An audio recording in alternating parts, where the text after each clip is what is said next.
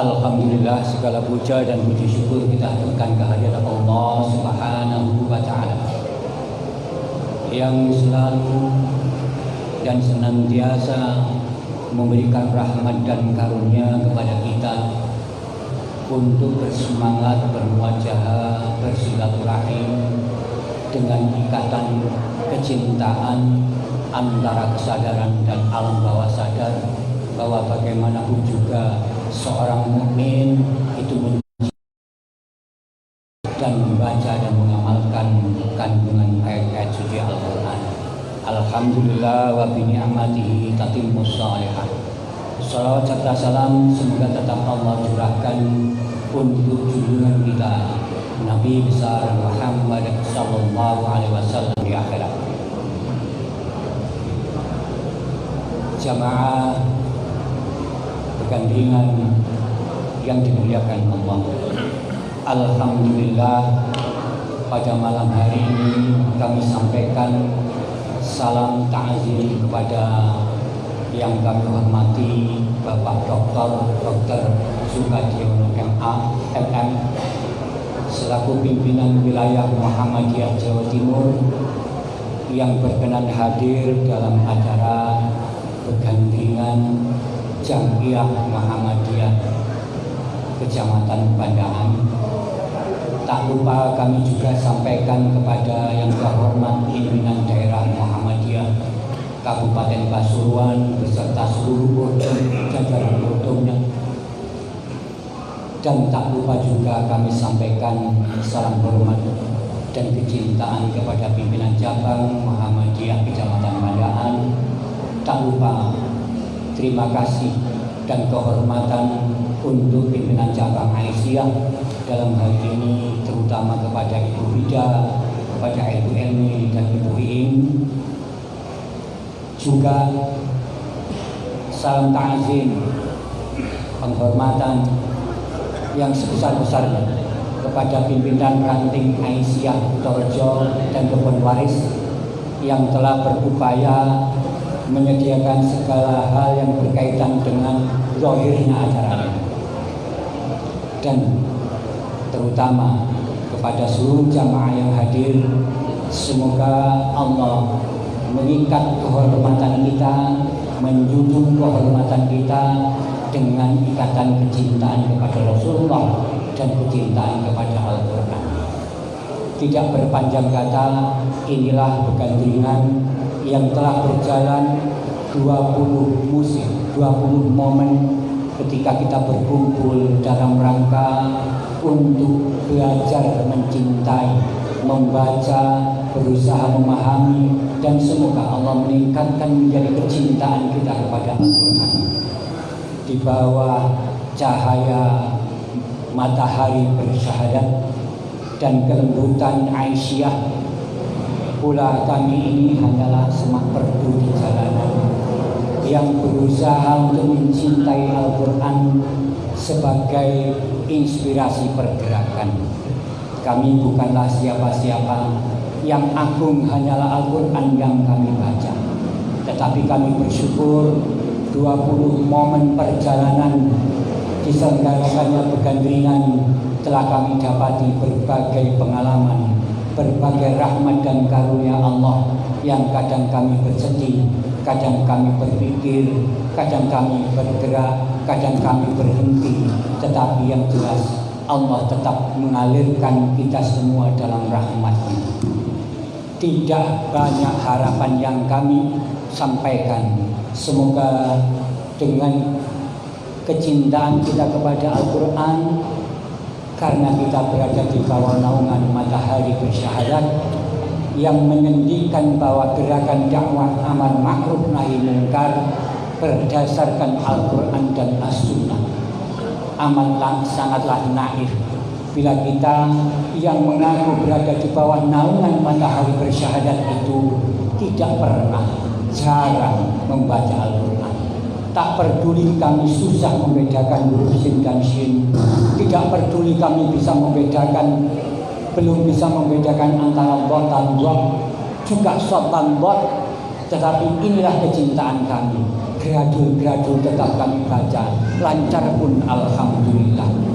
Semoga Allah menanamkan kecintaan kita kepada Al-Quran, kemudian melambungkan kita kepada inspirasi Al-Ma'un yang kemudian menjelma menjadi gerakan Muhammadiyah, dan semoga pula menginspirasi pengajian Soko Trisno yang dari sana lahir Aisyah, ibunda kita semua.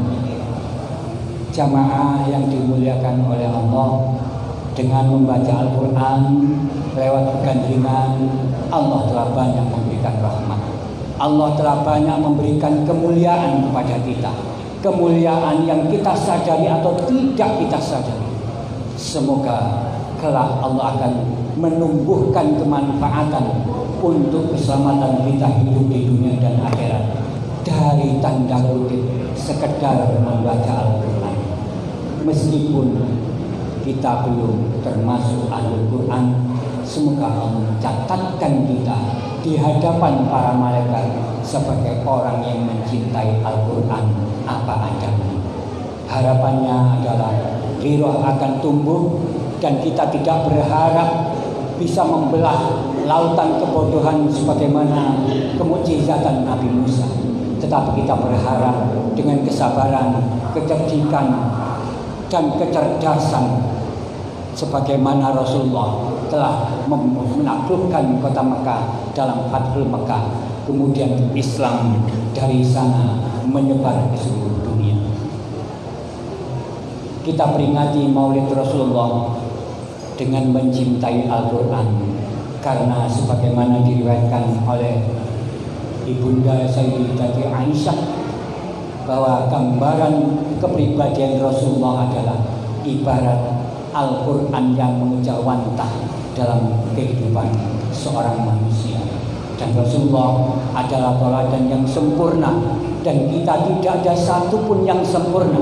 Tetapi kita sebagaimana Rasulullah wasiatkan, mendekatlah untuk menuju kesempurnaan dengan istiqomah. Jangan berputus asa, carilah sesuatu yang bermanfaat, jangan bermalas-malasan, terutama dalam hal mempelajari Al-Quran. Tidak berpanjang kata, kepada Bapak Sukadiono disampaikan waktu dan tempat untuk memberikan nasihat, dan setelah itu nanti akan disambung dengan oleh Pak Lukman sebagai pembawa acara untuk dialog dan atau diskusi antara Pak Dr. Sukadiono MM dengan pimpinan daerah, pimpinan cabang dan forum-forumnya. Sekali lagi terima kasih kepada seluruh pimpinan cabang Aisyah, terutama Bu Bida, Bu Eni dan Bu Iing, dan juga kepada pimpinan ranting Aisyah Kutorejo, pimpinan ranting Aisyah Kebun Waris dan seluruh jajaran pimpinan cabang Muhammadiyah beserta urtum-urtumnya, sehingga pegantingan yang ke-20 kali ini terasa semarak. Semoga 20 ini yang menurut ilmu numerologi dari seorang ilmuwan Jerman berdasarkan Al-Quran, 20 ini adalah simbol dari sebuah proses. Kecintaan kita tergantung bagaimana kita, sering apa kita membacanya. Sering kita membacanya, maka rahmat Allah akan semakin mengguyur sehingga proses ini menuju kebaikan. Dan semoga dengan rahmatnya Allah mencegah kita untuk surut dari semangat untuk membaca dan membaca ini. Kepada yang terhormat Bapak Dr. Dr. Sukadil MM, kami persilahkan.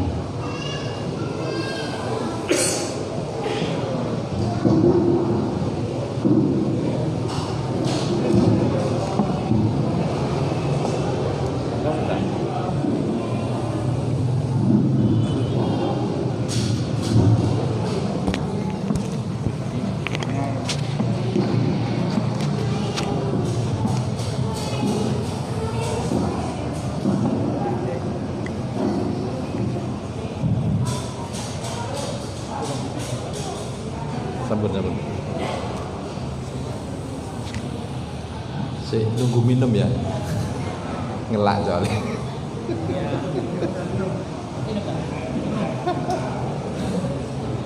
Baik.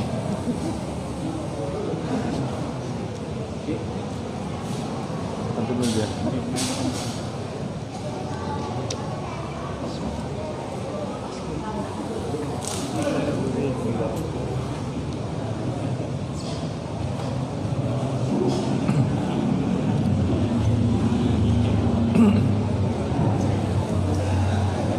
Assalamualaikum warahmatullahi wabarakatuh. Alhamdulillah alladzi arsala rasulahu bil huda wa dinil haq liyudhhirahu 'ala dini kulli wa kafa billahi syahida. Asyhadu an la ilaha illallah wahdahu la syarikalah wa asyhadu anna Muhammadan abduhu wa rasuluh. Allahumma salli wa sallim wa barik ala Muhammad wa ala alihi wa ashabihi wa man tabi'ahum bi ihsanin ila yaumiddin. Yang saya hormati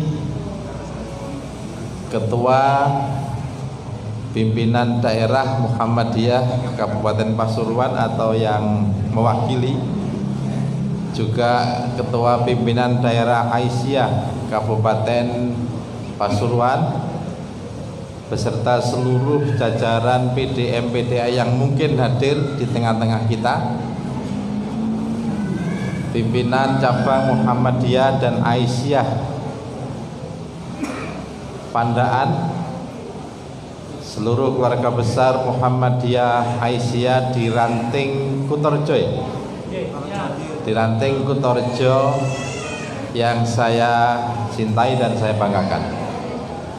Alhamdulillah, kita bersyukur pada Allah pada malam hari ini bisa ketemu dengan Bapak Ibu semua. Tentu sebuah kebahagiaan bagi saya karena bisa membersamai dengan Bapak Ibu semua. Halo.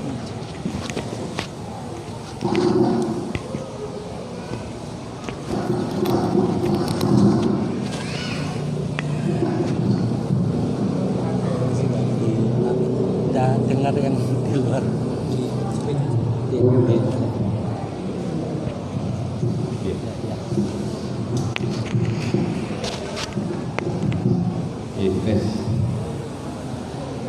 Baik. Jadi alhamdulillah, saya kemarin baru datang dari tadi malam ya, dari Manado. Diundang oleh PWM Sulawesi Utara untuk sharing pengalaman kaitannya dengan perkembangan Muhammadiyah di Jawa Timur. juga seminggu yang lalu diundang ke PCIM Malaysia. Kebetulan ada pengukuhan pimpinan ranting istimewa Muhammadiyah Aisyah Kelang Lama di Malaysia, yang kebetulan warganya adalah orang LA semua. Nah, LA itu bukan Los Angeles tapi Lamongan asli kan gitu ya. Nah, Bapak Ibu sekalian, tentu suasana bermuhammadiyah seperti ini menggambarkan sesungguhnya secara kuantitas warga Muhammadiyah itu juga banyak. Cuman kita memang tidak pernah menghitung secara pasti berapa jumlahnya. Kalau ada lembaga survei yang kemudian mengatakan warga Muhammadiyah secara kuantitas mengalami penurunan, rasa-rasanya kok tidak betul ya. Apalagi kalau mengatakan seperti itu di momen tahun politik. Nah, saya khawatir ada sesuatu yang di Muhammadiyah mengalami penurunan yang signifikan. Padahal kalau dilihat aktivitas jamaahnya baik di dalam negeri maupun luar negeri cukup banyak aktivitasnya, dan insya Allah ini menjadi gambaran secara kuantitas maupun kualitas warga Muhammadiyah berada di mana-mana, berdiaspora di seluruh dunia. Nah, Bapak Ibu sekalian, kita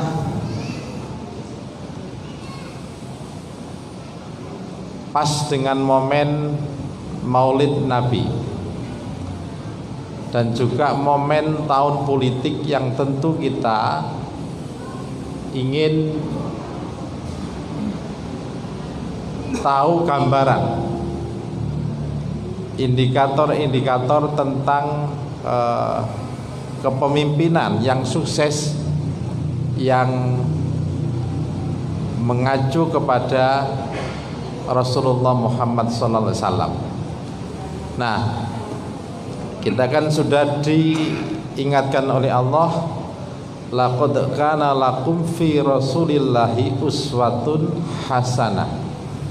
Sungguh pada diri Rasulullah Muhammad sallallahu alaihi wasallam itu ada suri tauladan yang baik.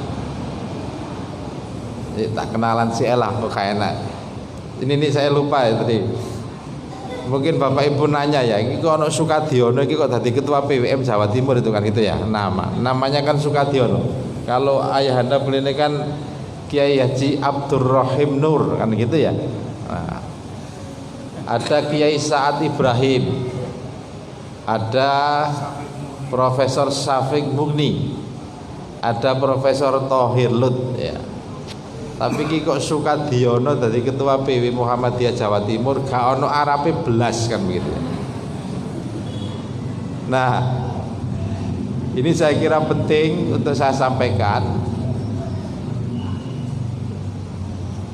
Saya meskipun namanya Sukadiono, tetapi aktivitas sejak muda ya memang di Persyarikatan Muhammadiyah. Saya aslinya Jombang ya, asli Jombang. Dan kebetulan teman saya itu punya istri, adiknya beliau ini. Saya Jombang Tembelang, dan kebetulan saya sudah aktif di Ikatan Pelajar Muhammadiyah. Kemudian pindah ke Surabaya di PWIPM Jawa Timur, di pimpinan cabang Muhammadiyah Gubeng. Tahun 2000 saya masuk di jajaran PDM Kota Surabaya.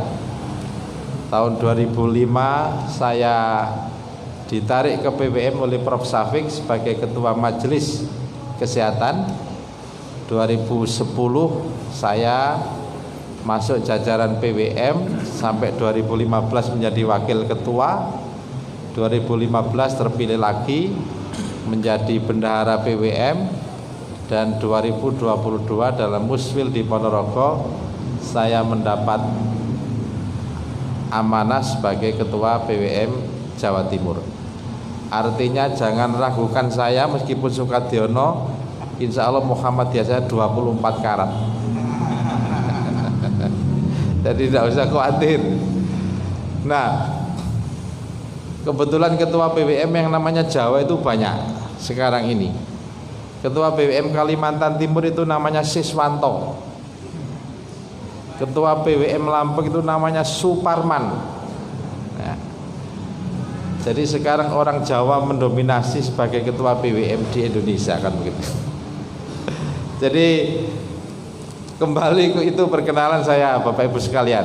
Saya tinggal di Surabaya karena memang istri saya asli orang Surabaya, dan sejak kuliah di FK UNER saya itu sudah menjadi ketua remaja Masjid Jenderal Sudirman, salah satu masjid Muhammadiyah yang ada di Surabaya, di dekatnya Rumah Sakit Dr. Sutomo Karangmenjangan. Itu kalau ada di Jalan Dharmawangsa pojok itu ada Masjid Jenderal Sudirman, maka di situ dulu saya sebagai ketua remaja masjid, dan itu adalah Masjid Muhammadiyah pada saat itu terbesar di Surabaya saat itu. Nah, sekarang sudah banyak masjid-masjid Muhammadiyah yang tersebar di Surabaya. Nah, kembali kepada topik tadi. Laqad kana lakum fi Rasulillahi uswatun hasanah. Sungguh pada diri Rasulullah Muhammad sallallahu alaihi wasallam itu terdapat suri teladan yang baik. Suri teladan dalam hal apa? Dalam hal apa saja. Semua aspek kehidupan, maka Rasulullah Muhammad sallallahu alaihi wasallam itu adalah contoh yang harus menjadi acuan kita. Saya senang belajar tentang leadership, kepemimpinan. Teori kepemimpinan apa saja, kalau kemudian itu coba dikorelasikan dengan apa yang dilakukan, apa yang dimiliki oleh Rasulullah Muhammad SAW, itu mesti ada. Mau teorinya Sandy Linfer, mau teorinya kecerdasan kepemimpinan berbasis kecerdasan emosional, mau kepemimpinan seperti yang digambarkan oleh tokoh marketing Indonesia Hermawan Kertajaya, maka semuanya ada pada diri Rasulullah Muhammad sallallahu alaihi wasallam. Teori apa saja. Nah, coba saya ingin menyampaikan tentang indikator kesuksesan seorang pemimpin dengan mengacu pada teorinya orang Indonesia sendiri, Hermawan Kertajaya. Hermawan Kertajaya ini adalah pakar marketing. Dia beragama non-Islam, ya, Nasrani. Dia memberikan ada 5 ciri, 5 indikator kepemimpinan yang sukses itu. Nanti Bapak Ibu silakan dicocokkan dengan calon-calon presiden yang sekarang ada. Nah, kan begitu kalian. Kira-kira cocokin nang sapa? Apa nang Sukadiono apa nang ngene Pak Mirdas, kan begitu.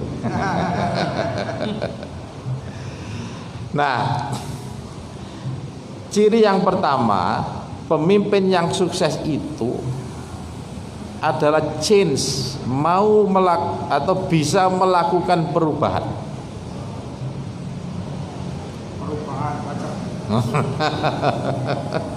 Saya tidak mengarahkan pada satu hal. Kok dipilih Dewi mawon nggih. Nah, mengadakan perubahan. Dan Rasulullah ini bisa melakukan itu. Dari masyarakat yang jahiliyah, masyarakat yang bodoh dengan berbagai macam kerusakan, maka Rasulullah bisa merubah menjadi civil society, menjadi masyarakat madani, menjadi masyarakat atau negara yang baldatun thayyibatun warobun ghafur. Di Mekah kan tidak karu-karuan waktu itu kan begitu. Tapi kemudian Rasulullah setelah pindah, maka istilah masyarakat madani itu kan ya karena Rasulullah bisa membangun civil society, bisa membangun negara yang baldatun thayyibatun warobun ghafur di Madinah. Dan inilah masa selama 23 tahun bisa dilakukan perubahan yang luar biasa. Nah, tetapi seorang pemimpin yang melakukan perubahan itu mesti mengalami resistensi, mengalami tentangan yang luar biasa. Tidak ada orang melakukan perubahan itu tanpa mengalami tantangan, tanpa mengalami resistensi. Mesti akan ada hambatan-hambatan yang harus dihadapi, ada hambatan-hambatan yang harus dilalui.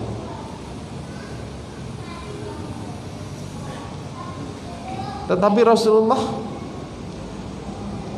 bisa melakukan semua itu, bisa menaklukkan semua itu. Nanti tentu ada resepnya nanti di belakang. Yang kedua, pemimpin yang sukses itu mesti dia punya dream, dia punya mimpi, dia punya visi. Nah, tentunya visi Rasulullah itu adalah visi sesuai dengan wahyu dari Allah. Apa visi Rasulullah? Wa ma arsalnaka illa rahmatan lil alamin. Tidak aku utus engkau Muhammad sebagai Rasul illa rahmatan lil alamin, kecuali rahmat bagi seluruh alam.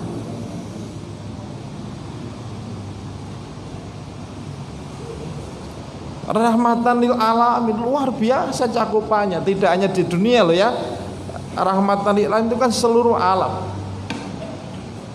Sampai kemudian muncul surat jin yang menggambarkan bahwasanya jin itu ada jin yang taat, ada jin yang kufur. Jin itu juga bersyahadat, tetapi jin itu juga kufur, kan begitu.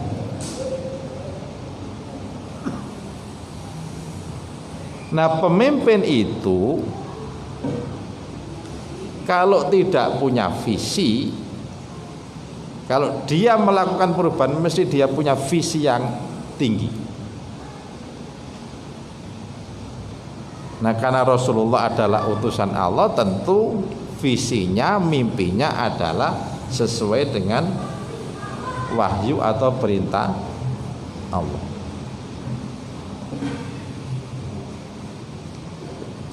Jadi tidak mungkin kemudian kalau pemimpin itu kalau ingin melakukan perubahan tapi dia tidak punya visi. Rasulullah itu visinya luar biasa,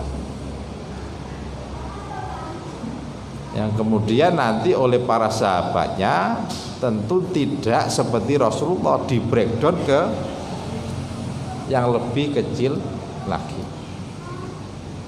Oh, ada yang sahabat ditugaskan penaklukan ke Persia, ada yang ke Afrika, ya, dan ada ke Cina dan lain sebagainya.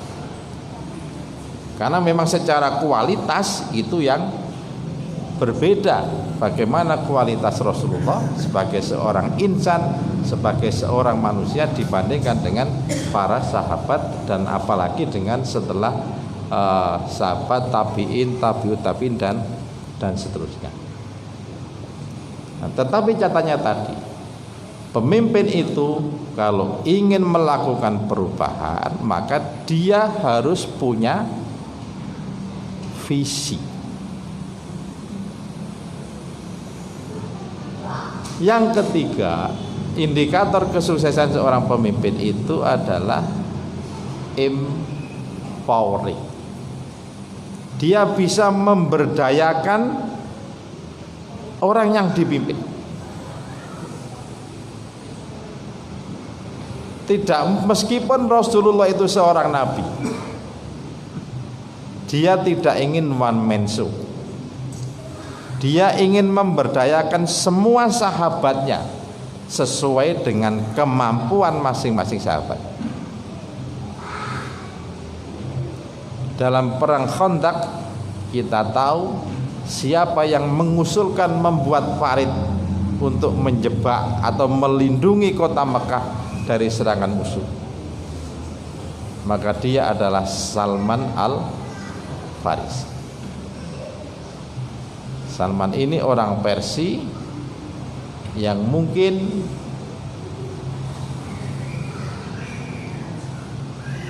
dia ahli strategi perang, memberdayakan anak muda untuk menjadi panglima, memberdayakan semua sahabat-sahabatnya yang tentu saya sampaikan tadi sesuai dengan kapasitas, dengan kemampuan masing-masing. Jadi semuanya mau dikerjakan sendiri tidak bisa. Maka dia harus berbagi, dia harus memberdayakan orang lain. Jadi saya misalnya saya ketua PWM, tidak mungkin saya ayai semua. Ada pengukuhan di berbagai PDM. Kalau kemudian pagi saya, siang saya, malam saya, tidak mungkin. Tentu kita akan berbagi. Tidak mungkin semua kebijakan itu tergantung ketua, tidak. Apalagi di Muhammadiyah, kita ini kolektif kolegial. Mesti kita musyawarahkan ya, meskipun memang tetap ada otoritas sebagai seorang ketua. Tapi kemudian seorang pemimpin tidak boleh semena-mena.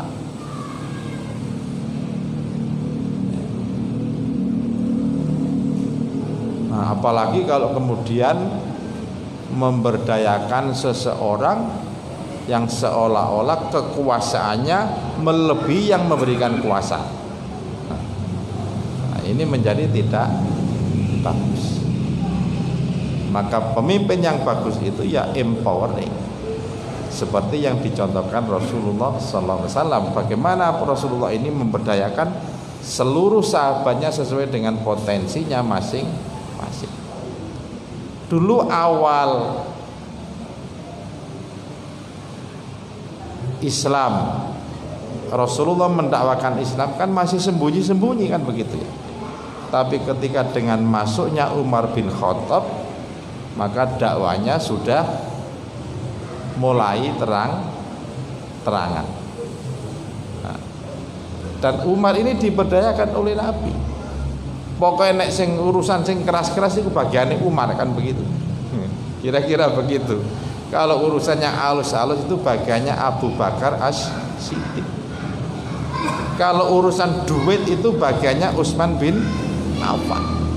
Bagaimana memenuhi kebutuhan logistik perang itu Utsman bin Affan. Kalau urusan anak-anak muda ya Ali bin Abi Thalib. Khulafaur Rasyidin ini memberikan gambaran bagaimana Rasulullah empowering, memberdayakan orang sesuai dengan kapasitas, orang sesuai dengan kemampuannya masing-masing. Di samping juga ada sahabat-sahabat yang lain, tentu misalnya ada Abdurrahman bin Auf yang kayanya juga tidak kalah dengan Utsman bin Affan ya. Atau mungkin sahabat-sahabat yang lain. Nah, yang keempat, indikator kepemimpinan yang sukses itu adalah model. Nah, model inilah atau contoh pemimpin itu harus bisa menjadi contoh orang yang dipimpin.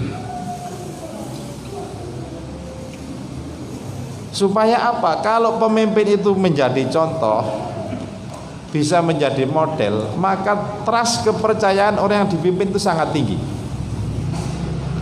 Minum sebentar.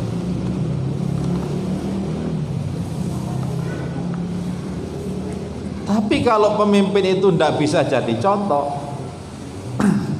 mesti trust atau kepercayaan masyarakat itu juga akan menurun. Pemimpin itu harus satu kata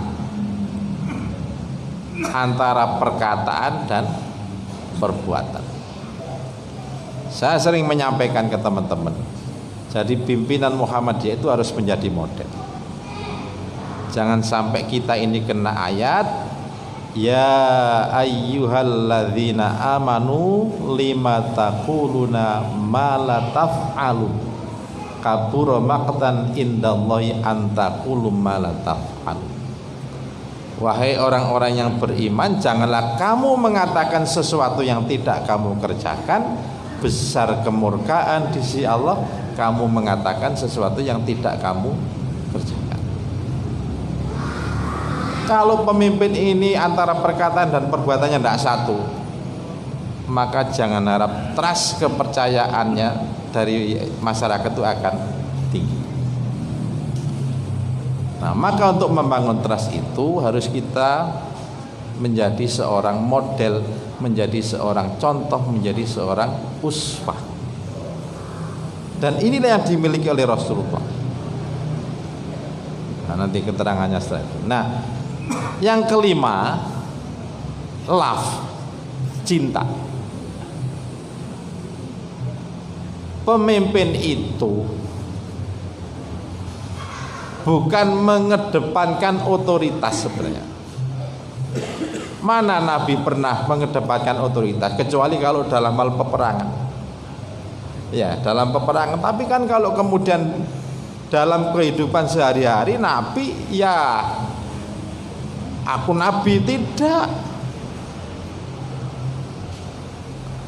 Abu Bakar menjadi khulafaur rasyidin juga tidak mentang-mentang saya ini khalifah. Umar bin Khattab juga sama, bukan semata-mata aku ini khalifah, bukan.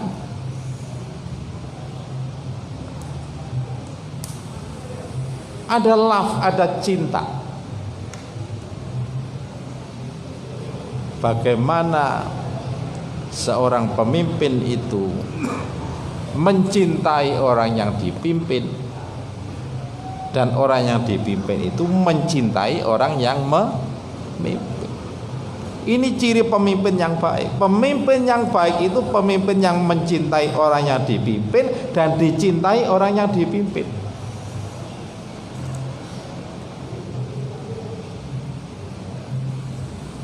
Rasulullah sangat dicintai. Sampai kemudian kita kan senantiasa membaca sholawat Nabi. Innallaha wa malaikatahu yusholluna 'alan nabi ya ayyuhalladzina amanu shollu 'alaihi wasallimu taslima. Nabi mendoakan umatnya, maka kita sebagai umatnya juga mendoakan Nabi. Kan bagaimana kan cerita ketika Nabi dalam keadaan sakaratul maut, sampai Jibril itu kan melihat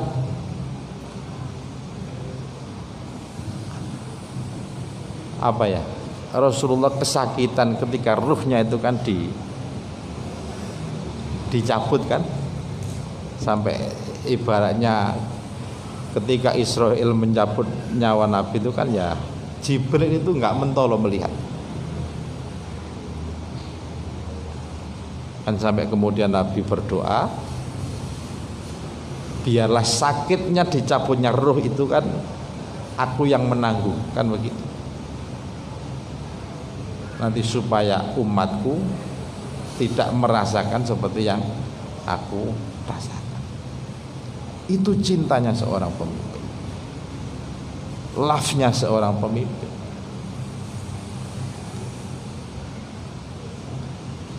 Nah, tapi kan kemudian di dalam surat An-Nazi'at itu kan ya, demi malaikat yang mencabut nyawa dengan halus, tapi juga demi malaikat mencabut nyawa dengan bengis, kan begitu, untuk orang-orang yang tidak beriman. Tapi bagi orang-orang beriman, nanti kalau sakaratul maut, insya Allah sakitnya itu sudah ditanggung oleh Rasulullah, kan begitu. Makanya nek pengen dicabut nyawa nek enak ya kudu dadi wong beriman, kan begitu ya. Nah, supaya ndak dicabut malaikat yang bengis gitu ya, dengan bengis maksudnya ya sama Israelnya, tapi kan nek wong gak beriman tuh bengis, kan. Ini bentuk kecintaan Rasulullah kepada umat, belum kecintaan yang lain. Nah, maka disinilah love itu menjadi indikator kesuksesan seorang pemimpin. Nah, tentu 5 hal tadi bisa dilakukan oleh Nabi, maka ada satu hal yang dimiliki oleh Nabi. Apa itu? Wa innaka la ala khuluqin azim. Dalam surat Al-Qalam, sungguh aku jadikan engkau Muhammad sebagai orang yang budi pekertinya paling baik, akhlaknya paling baik. Wa innaka la ala khuluqin azim. Akhlak yang paling sempurna, akhlak yang paling baik, yang kemudian inilah menghasilkan kepemimpinan yang luar biasa. Maka apa artinya ya, kalau ingin menjadi pemimpin yang baik ya akhlaknya harus diperbaiki. Makanya great leader, pemimpin besar Rasulullah Muhammad SAW yang kemudian bisa mempengaruhi, pengaruhnya sampai seluruh dunia, bahkan rahmatan lil alamin, karena Rasulullah memiliki akhlak yang paling unggul. Sehingga apa kata Nabi? Innama bu'istu liutamima makarimal akhlak. Sesungguhnya aku diutus oleh Allah itu untuk memperbaiki akhlak manusia. Maka pilihlah pemimpin yang memiliki akhlak yang baik. Kira-kira nek sembayangi sing apik kan gitu ya. Bukan sembayangi nek wae kate pilpres. Bukan sembayangi nek wae kate dadi anggota nyalon dewan, kan begitu, tidak. Ya dilihat rekodnya. Nah, Bapak Ibu sekalian, maka mau teori lagi apa? Kecerdasan emosional. Ngomong kecerdasan emosional, Nabi itu paling pinter, intelektualnya juga tinggi. Kecerdasan emosionalnya itu juga tinggi. Apalagi kecerdasan spiritualnya. Nabi itu orang yang tidak pernah meninggalkan sholat malam.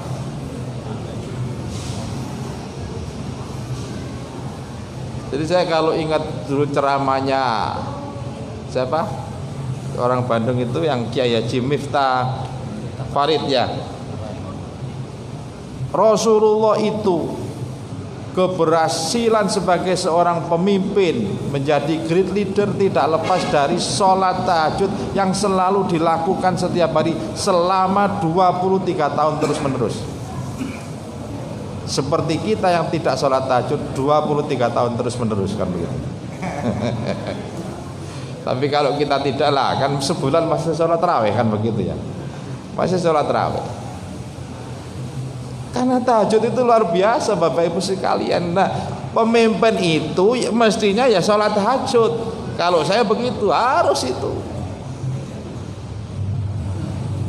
Kenapa? Wa minal laili fatahajjat bihi nafilatan lak asa ayyab'asaka rabbuka maqaman mahmuda.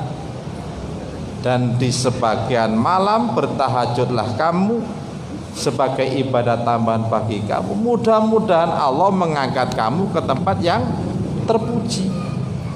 Maqamam mahmudah, kedudukan yang terpuji. Dan inilah yang dicontohkan oleh Rasulullah. Maqam itu kedudukan biasa. Orang jadi presiden itu maqam, belum tentu mahmudah.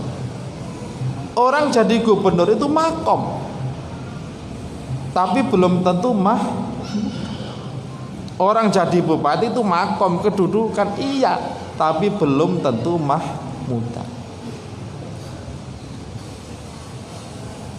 Tapi kalau Rasulullah SAW khulafaur rasyidin, itulah maqamam mahmudah, kedudukan yang bisa menaklukkan Konstantinopel Timur ya. Kalau Konstantinopel Barat itu kan ibu kotanya di Romawi. Tetapi kalau yang di Turki itu kan Konstantinopel Timur, yang bisa ditaklukkan oleh Sultan Muhammad Al-Fatih, yang dia kan ahli sholat malam kan begitu Al-Fatih itu.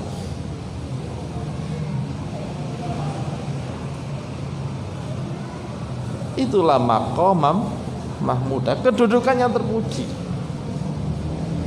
Dan Nabi tidak pernah meninggalkan itu 23 tahun.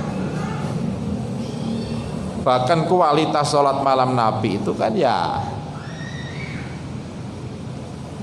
apa ya, Aisyah ditanya, jangan ditanya kan begitu ya, kualitasnya sholat malamnya Nabi. Bahkan kakinya sampai bengkak, yang kemudian Aisyah radhiyallahu anha saking kasihannya, ya Rasulullah, engkau kan sudah dijamin oleh Allah masuk surga kan begitu ya, kenapa harus melakukan seperti ini? Hai Aisyah,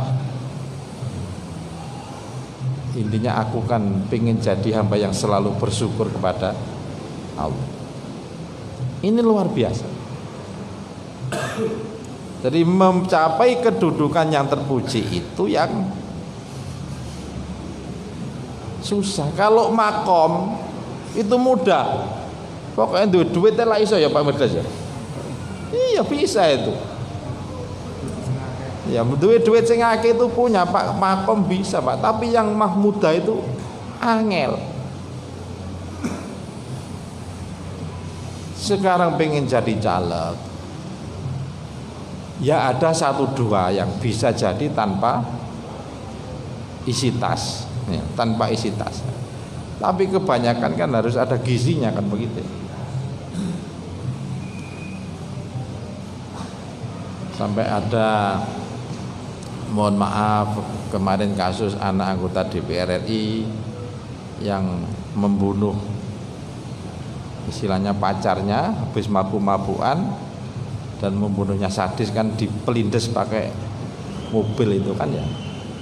Ini kan ya ngeri kan begitu. Nah, itu makom tapi tidak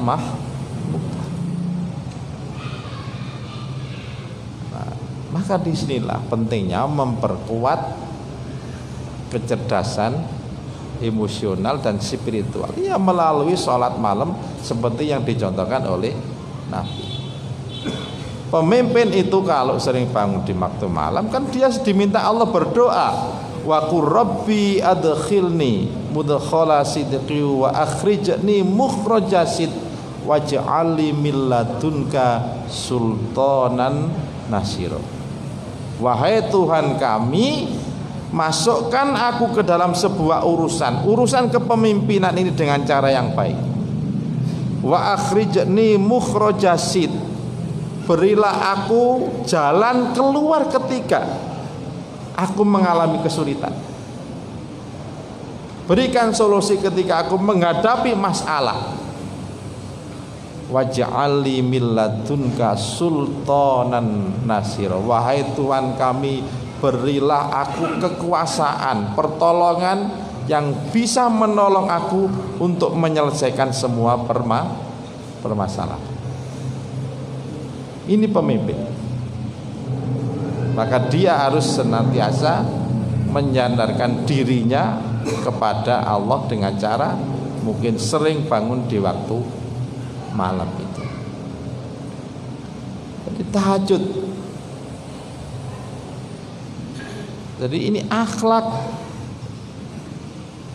dan aktivitas ibadah yang dilakukan oleh Rasulullah Muhammad SAW agar menjadi pemimpin yang mempunyai kedudukan yang terpuji.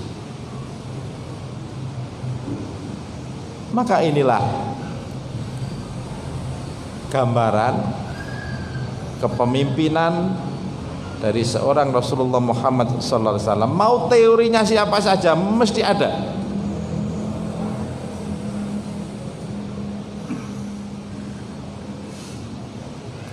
Misalnya Sandy Linver. Sandy Linver itu a leader has vision. Ya, wis visi jelas tadi. Wa ma arsalnaka ila rahmatan lil alamin. A leader has passion. Ya, passion. Pemimpin itu harus semangat. Pemimpin itu harus bergairah. Nabi memiliki semuanya itu.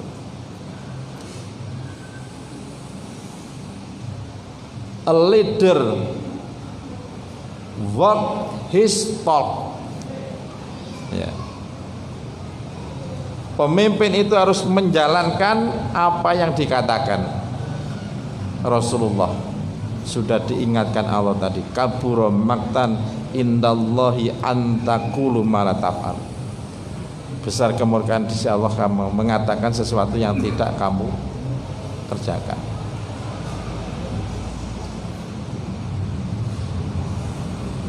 A leader manage the gap.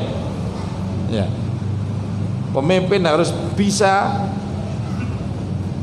memanage kesenjangan. Rasulullah punya semua ini.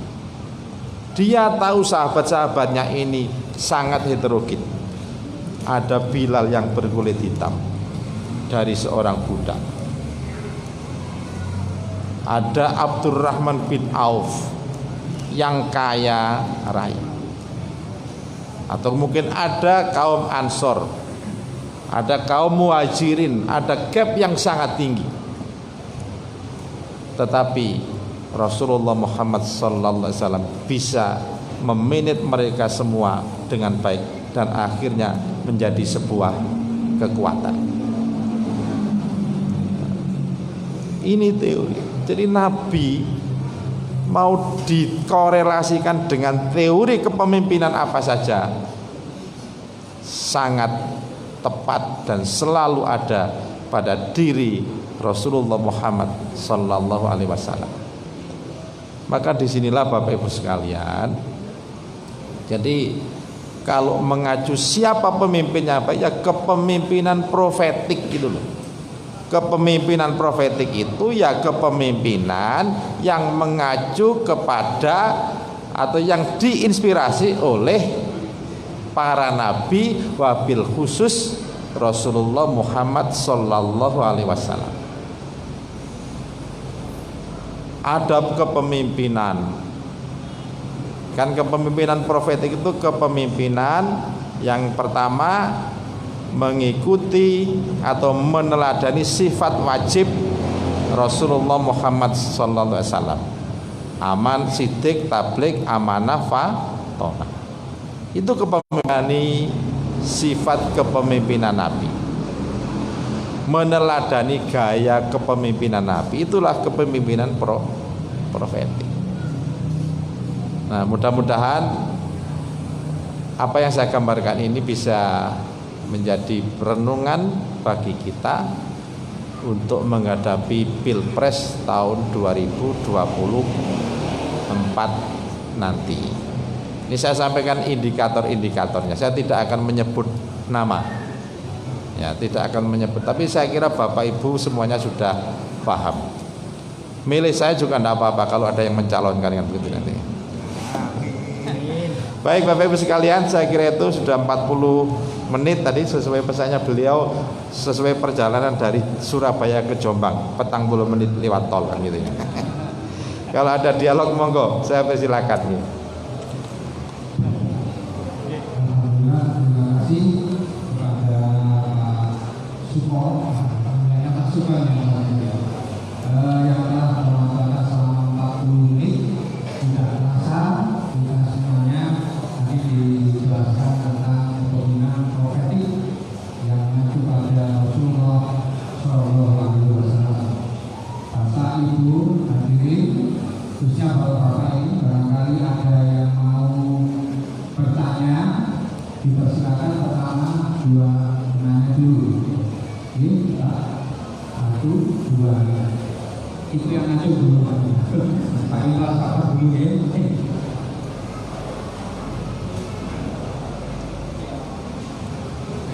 Assalamualaikum warahmatullahi wabarakatuh. Warahmatullahi wabarakatuh.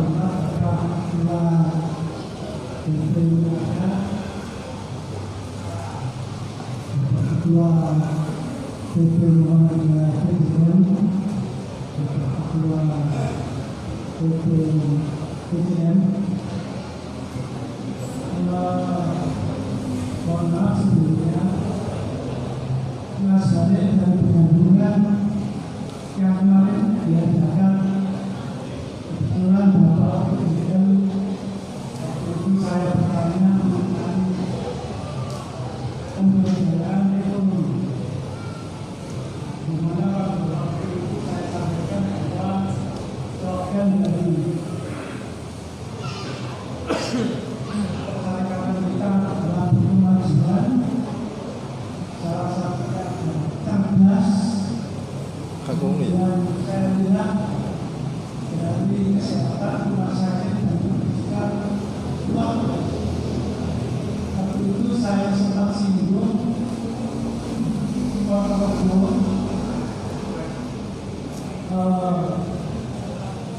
selamanya Soekana yang sudah saya luluskan di sebuah besar.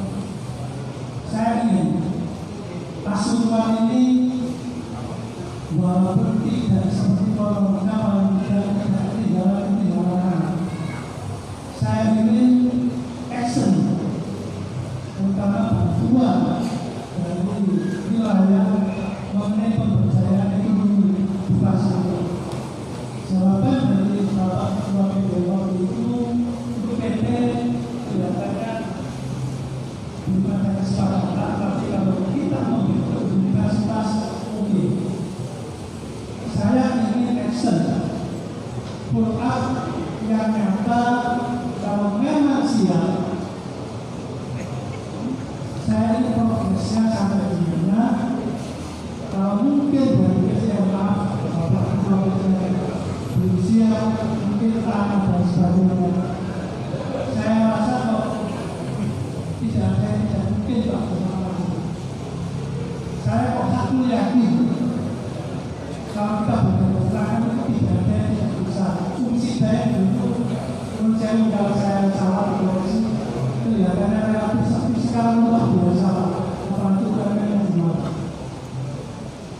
Itu aja Pak, mohon maaf kepada semuanya. Assalamualaikum warahmatullahi wabarakatuh. Warahmatullahi wabarakatuh. Langsung yang kedua. Nggih, monggo.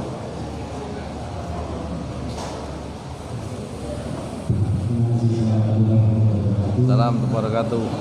Alhamdulillah tadi disampaikan sangat tepat namanya mengenai dunia Rasulullah di tahun politik, bagaimana kita nanti cara memilih presiden yang bisa disampaikan kriteria-kriterianya yang menjadi permasalahan dan pertanyaan bahwa yang terjadi di masyarakat sekarang ini dalam menentukan pilihan ini sebenarnya yang jadi nomor satu itu adalah apakah ada amplop NPWP. Ini sudah tidak menjadi rahasia lagi. Nah, Indonesia mayoritas umat Islam ini, kenapa hal ini menjadi tren dalam menentukan pilihan? Baik itu dilakukan oleh calon itu sendiri maupun yang dilakukan oleh masyarakat yang mayoritas umat Islam. Nah, kenapa ini terjadi dan bagaimana cara menangkalnya untuk kembali diluruskan sesuai yang disampaikan oleh Pak Bupati tadi agar umat Islam ini selamat dari cara-cara praktek yang ini jauh dari keteladanan Rasulullah. Nah, yang kedua terkait dengan bahwa Muhammadiyah sebagai organisasi dakwah amar ma'ruf nahi munkar, apakah tidak sebaiknya juga Pak Suko selaku ketua BWN memberikan arahan instruksi kepada para muballigh Muhammadiyah agar menyuarakan hal yang demikian itu. Barangkali poinnya kalau tadi itu NPWP itu langsung saja. Nah, itu adalah termasuk praktek haram. Apakah kira-kira berani Muhammadiyah mengeluarkan fatwa yang demikian dan teruskan oleh para muballigh? Terima kasih. Langsung dijawab oleh Pak Tiko. Mana satu lagi tadi? Ada satu lagi, saya. Oke. Assalamualaikum warahmatullahi wabarakatuh. Assalamualaikum wabarakatuh. Alhamdulillah Dr. Sukaryono memberikan semangat. Makasih Pak. Kalau dari teori-teori yang Bapak utarakan tadi, seakan-akan semuanya yang laki-laki yang punya mabok, yaitu kepala rumah. Ini saya tarik yang lebih kecil lagi, kepala rumah. Dan dari Bapak sana itu yang berhubungan dengan contoh dari Nabi, seakan-akan saya pribadi tertampar dan saya masih sudah sholat malam jalan dan akan jalan, sudah bangun tapi ambil air mungkin, masya Allah.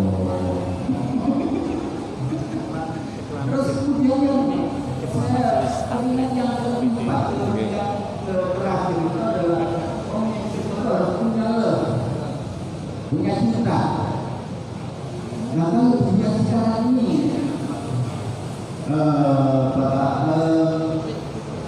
anak-anak kita, terus kemudian kalau lebih luas lagi kita lihat dari anak-anak didik kita, seakan-akan ke guru dan ke orang tua, seakan-akan sudah tidak ada rasa sudah seakan-akan sudah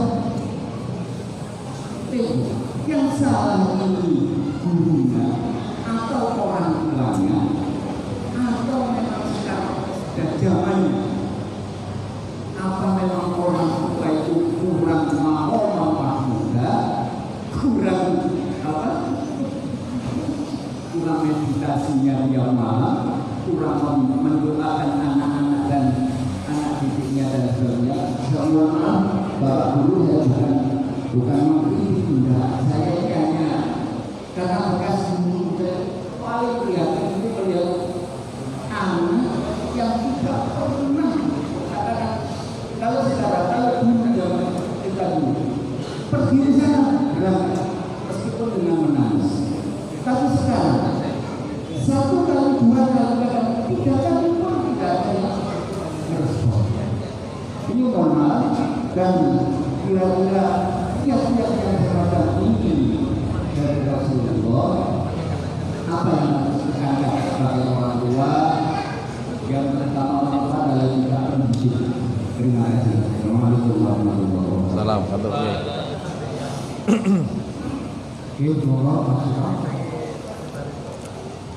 Oke, matur nuwun Bapak ya. Saya kira 3 pertanyaan yang luar biasa. Yang pertama tadi kaitannya dengan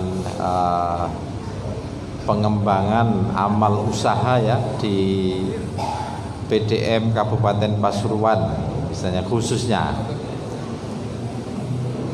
Jadi saya punya prinsip begini Pak, kalau di Muhammadiyah itu yang pertama itu kemauan. Kalau kita ini ada kemauan, insya Allah kemampuan itu akan didatangkan Allah kepada kita. Paham ya Pak ya? Kalau ada kemampuan itu pasti Allah akan datangkan kepada kita. Yang sering menjadi inspirasi saya itu ayat terakhir surat Al-Ankabut. Walladzina jahadu fina lanahdiyanahum subulana. Ya. Siapa yang bersungguh-sungguh berjihad ya, berjuang di jalan Allah. Nah, logika saya, orang bermuhammadiyah, orang ngurusi Muhammadiyah, orang menjadi pimpinan Muhammadiyah itu adalah bagian dari berjuang berjihad di jalan Allah. Itu logika saya. Nah, kalau dilakukan dengan sungguh-sungguh, fina lanahdiyanahum subulana, Allah itu akan tunjukkan jalan-jalan kesuksesan. Nah, ini tafsir kontekstual saya. Akan tunjukkan jalan-jalan kesuksesan. Kuncinya di mana? Di kesungguhan. Ada kemauan, ada kesungguhan, maka jalan itu akan ditunjukkan Allah. Tetapi kalau kemudian ini kita balik. Loh, kok Allah nggak mendatangkan kemampuan? Allah kok tidak menunjukkan jalan-jalan kesuksesan itu? Berarti kita itu belum serius. Ikhtiar kita itu belum maksimal. Itu seperti itu. Saya mohon maaf Pak nggih, tidak memberi contoh Umsidah. Saya UM Surabaya soalnya saya itu.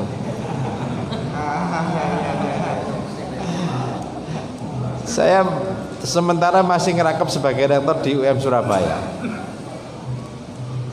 Ketika pindah dari IKIP Muhammadiyah di Pucang, ya Pak Mirdas ini yang pernah jadi wakil rektor waktu itu. Pindah ke Sutorejo, itu mahasiswanya turun drastis itu kan gitu ya. Dan itu kemudian dialami sampai mungkin 10 tahun lebih. Yang kemudian ya saya diamanati sebagai rektor tahun 2012.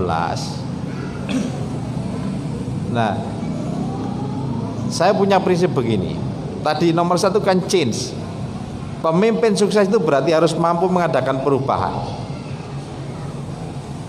Dan yang saya pegang, kalau saya memimpin amal usaha, saya harus bisa membuat tinggalan-tinggalan atau legacy yang fenomenal. Nah, gitu seperti itu.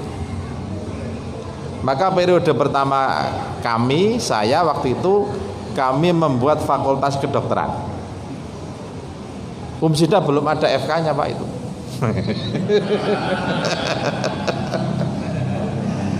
Jadi tahun 2016 UM Surabaya punya FK Fakultas Kedokteran, sampai kemudian berkembang bisa membangun gedung 13 lantai atau Hit Tower. Itu periode kedua. Mimpi lagi. Maka kami sekarang sedang menyelesaikan gedung At-Ta'awun Tower 23 lantai. Mempunyai fakultas kedokteran gigi. Dari mana? Dari kemauan, dari kesungguhan, dari ikhtiar kita. Allah tunjukkan jalan-jalan kesuksesan itu, kan begitu. Jadi sekarang Bapak kalau ke kampus UNU Surabaya hari-hari kerja, mobil itu penuh Pak. Dulu sepeda motor saja nggak penuh ya. Sekarang mobil penuh. Karena 100, bayangkan ya, satu angkatan mahasiswa FK 100. 50%-nya mesti bawa mobil. Itu sudah saya hitung. 50% mahasiswa itu mesti bawa mobil. Kalau FK itu dosennya kalah. Bawa mobil, ini kalau 4 angkatannya sudah 200 mobil itu kan begitu. Sehingga sekarang kami harus menyewa di Labansari untuk dosen karyawan yang bawa mobil parkir di Labansari. Tapi mahasiswa bawa mobilnya ditaruh di halaman kampus. Nah, itu seperti itu. Dari mana? Dari kemauan, dari kesungguhan Allah tunjukkan jalan-jalan kesuksesan itu. Jadi nggak boleh kemudian di Muhammadiyah itu mengeluh. Kalau ada duitnya ya ayo kan begitu. Sama dulu kita bangun Unmu Surabaya juga sama Pak. Dari tidak ada uang ya alhamdulillah sekarang punya uang. Mungkin kami yang menjadi salah satu-satunya Universitas Muhammadiyah yang menjadi sponsornya Persebaya Surabaya. Menjadi bonek mania kan gitu. Jadi ngoten Pak nggih. Siapa yang bersungguh-sungguh berjuang berjihad di jalan Allah, Allah tunjukkan jalan-jalan kesuksesan. Walladzina jahadu fina lanahdiyanahum subulana. Nggih, napa Pak? Oh insya Allah Pak. Oke.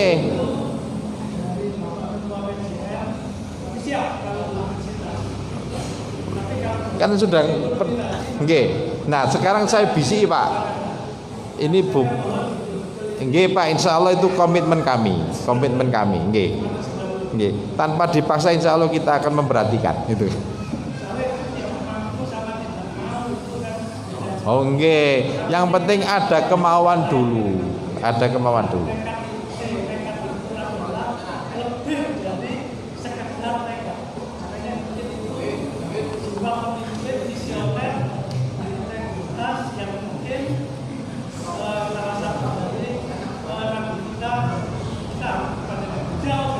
Nggih, betul. Nggih Pak, matur nuwun nggih. Pak siapa tadi? Pak Imron ya.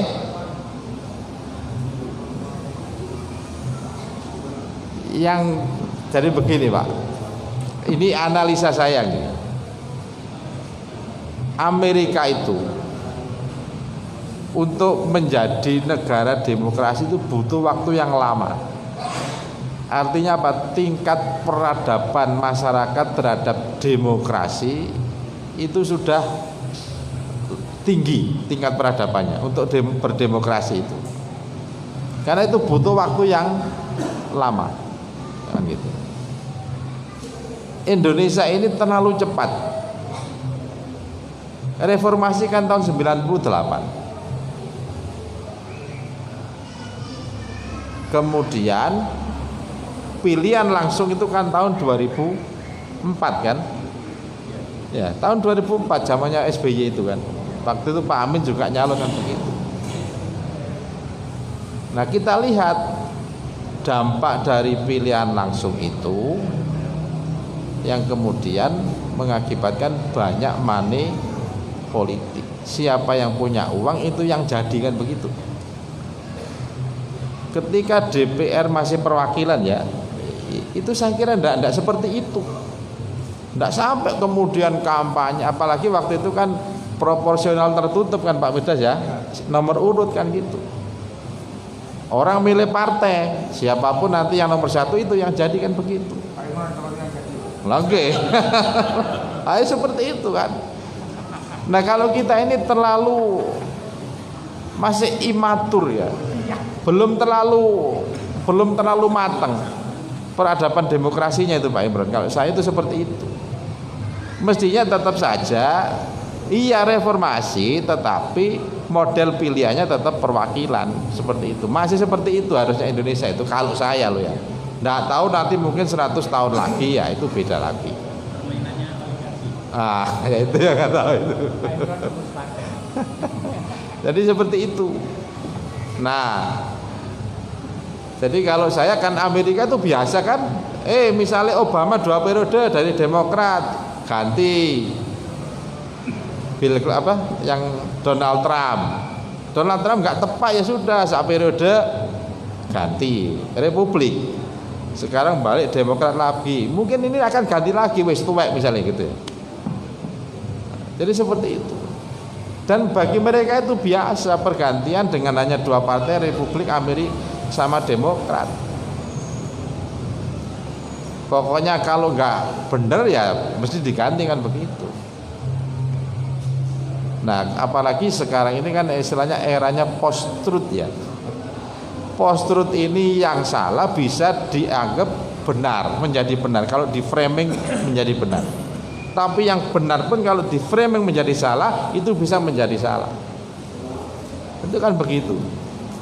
Nah, artinya apa ya? Memang tingkat peradaban berdemokrasi kita itu masih rendah. Sehingga kalau saya itu belum waktunya untuk berdemokrasi secara langsung. Maksudnya masih perwakilan dulu. Nah, kemudian kaitannya dengan fatwa ya. Fatwa ini haram, ini halal, ini setengah haram setengah halal gitu ya, subhat gitu ya. Ini saya kira begini. Jadi kalau warga Muhammadiyah sih insya Allah itu sangat paham, meskipun dalam hasil penelitian di UMM itu juga ada 35% ya warga Muhammadiyah itu ya juga masih terkena pengaruh money politik, itu ada itu. Ya, jadi warga Muhammadiyah ini jangan dilihat kemudian levelnya sama, tidak Pak. Masih ada 35% itu yang tetap jaga amplopan. Itu sama. Artinya apa? Berarti peradaban berdemokrasinya warga Muhammadiyah itu 35% juga masih belum matang kan begitu. Tapi alhamdulillah yang 65% itu sudah matang kan begitu. Nggak pernah ngaji itu. Nah, saya kira kaitannya dengan fatwa begini. Mungkin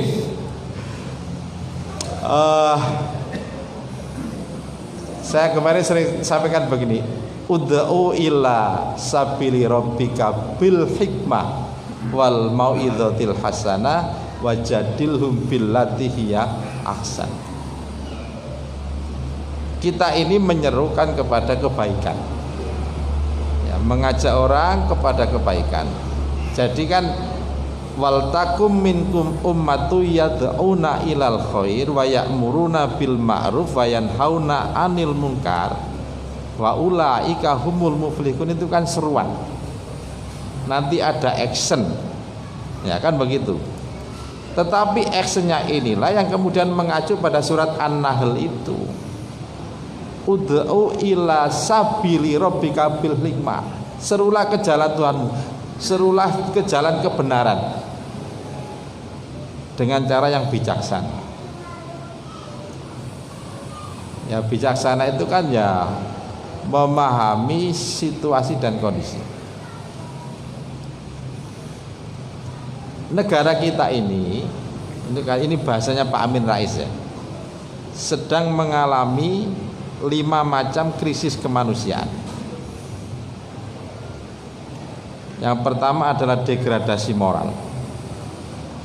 Yang kedua adalah disparitas pendapatan, disparitas income. Seperti lagunya Rhoma Irama, yang kaya makin kaya, yang miskin makin miskin, kan gitu. Yang kaya makin kaya, yang miskin makin miskin. Bahkan ada kekayaan 5 konglomerat, itu penelitiannya. Kekayaan 5 konglomerat itu setara dengan 100 juta penduduk Indonesia. Kekayaan 5 konglomerat itu setara dengan 100 juta, kekayaan 100 juta penduduk Indonesia. Itu bayangkan Pak. bainas samai wal ardh. Langit bumi kan begitu. Nah, artinya apa? Yang level bawah itu ya kadang-kadang sih butuh mangan kan gitu loh. Itu maksudnya itu begitu. Dadi iki nek misale padha karo iku lho. Nang nggone alas gak ono panganan tiba-tiba ono babi tok kira-kira begitu. Kepeksa akhirnya Pak gitu. Sehingga akhirnya apa ya, kita ini bil hikmah bijaksana harus memahami situasi dan kondisi dari mungkin masyarakat kita. Betul, oke. Nah, saya 2 minggu lalu ke Malaysia, minggu kemarin ke Paris, jadi seminggu betul. Saya nginep di hotel Double Tree Hilton di Ampang, dekat dengan KLCC. Di Petronas itu kan ada masjid ya. Kan saya mesti pakai sepatu karena saya Pak Tamid, Pak Samsudin semuanya pakai sepatu. Kalau di kita mungkin rodok mir-mir kan gitu ya, rodok mir-mir iki sepatu api hilang gitu. Kira-kira begitu. Tapi di sana enggak masalah. Karena mungkin kesejahteraannya lebih ada. Hari Senin minggu kemarin saya ke Perlis, diundang University Muhammadiyah Malaysia, dijemput oleh staf di sana, tapi orang Indonesia, Pak Rai Rake itu. Kalau kita naik bis dari Perlis ke Kuala Lumpur itu butuh kurang lebih 9 jam, itu naik bis. Nah, Pak Rai ini bawa sepeda motor saja. Dia cerita, saya bawa sepeda motor saja ke terminal bis di Perlis itu. Kemudian nanya kepada seseorang, mana parkir sepeda, kan gitu. Nggak ada di sini tukang parkir. Parkir saja di situ yang tempatnya kosong itu. Loh, nanti gimana? Siapa yang mau nyuri di sini? Nah, gitu aja dia. Karena mungkin kesejahteraannya sudah terjamin di Malaysia itu. Jadi ini yang membedakan, Pak. Ini yang membedakan. Jadi kalau di Malaysia itu kan ganti Perdana Menteri bolak-balik ya ora apa-apa kan begitu ya. Mulai dari Mahathir yang kemarin 2 tahun, diganti Muhyiddin, kemudian siapa lagi itu, sampai kemudian yang terakhir Anwar Ibrahim, dan itu biasa. Mereka fine-fine saja kan begitu. Ini dibuat miskin. Lah, perkara dibuat miskin kita tidak tahu kan gitu. Tetapi paling enggak kalau kemudian kita langsung menjustifikasi hal-hal itu tidak bijaksana dengan kondisi Indonesia kan begitu ya. Itu seperti itu. Bil hikmah ya wal mau'izatil hasanah, nasihat yang baik tentu ya bagaimana memberikan edukasi, memberikan pemahaman kepada masyarakat bahwasanya money politik, mencari uang yang tidak baik itu ya dilarang. Mungkin bahasanya jangan bahasa haram atau tidak kan gitu. Ya itu saya kira kemasan saja kan gitu.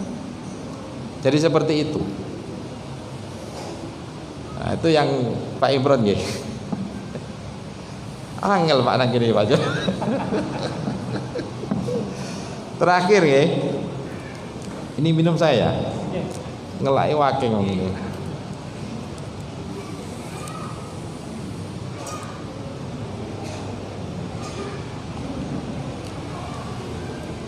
Sopo sing salah? Ngeten-ngeten Pak nggih.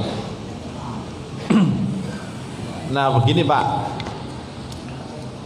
Saya kira kuncinya ya pada kita sebagai orang tua. Kalau kita ini, kita kan sudah diingatkan oleh Allah.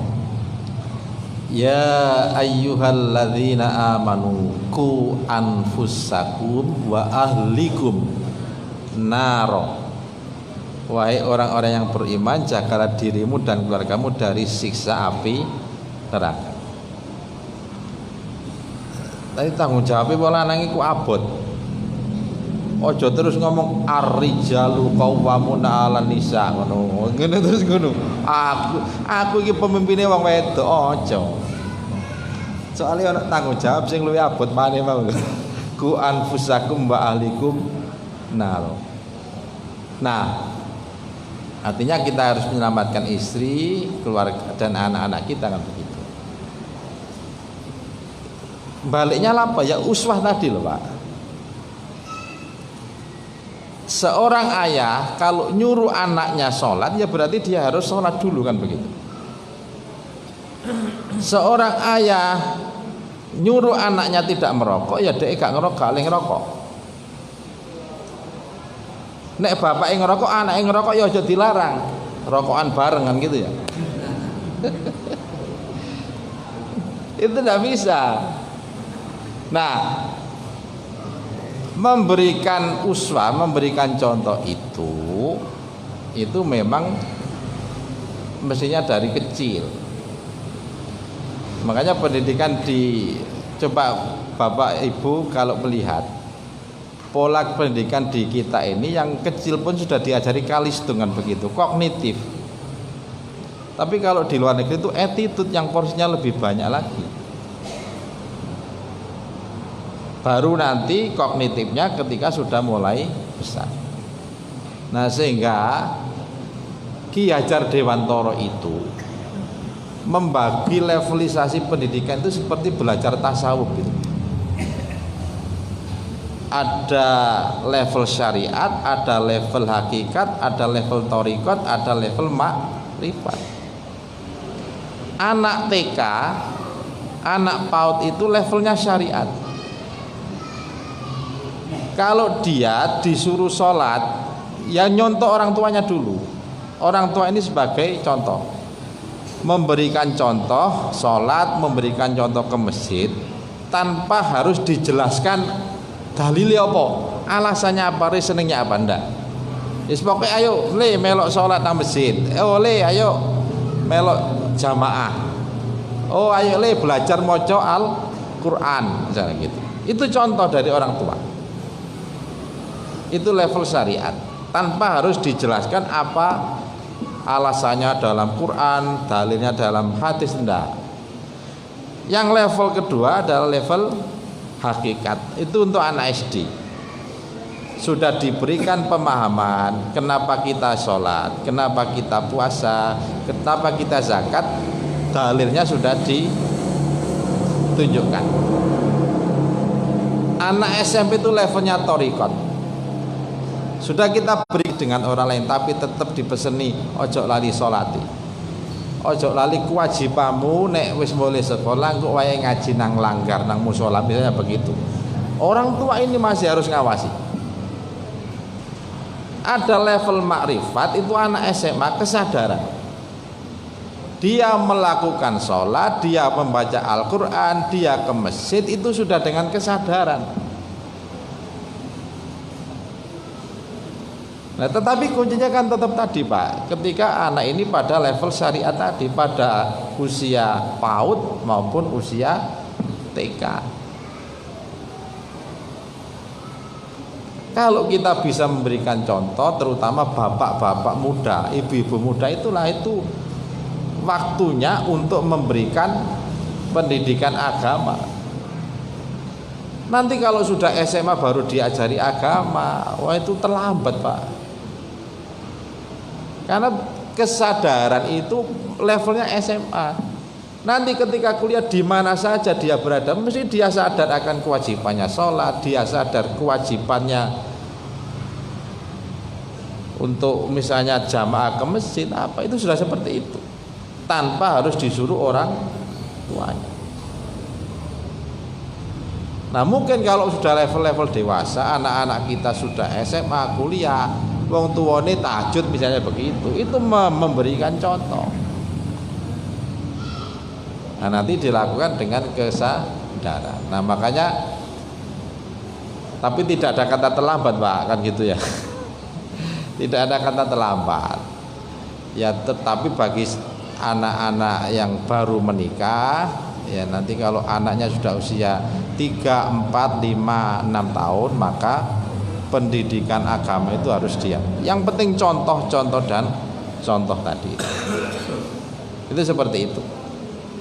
Nah tentu Pak ya doa Rabbana hablana min azwajina wa dzurriyyatina qurrata a'yun waj'alna lil muttaqina imama. Itu yang harus selalu dibaca. Ngoten Pak nggih. Nggih Bapak Ibu sekalian, saya kira sudah cukup nggih jam 9. Mudah-mudahan yang sedikit ini ada guna manfaatnya, kurang lebihnya mohon maaf. Nasrun minallah wa fathun qarib basiril mu'minin. Wassalamualaikum warahmatullahi wabarakatuh.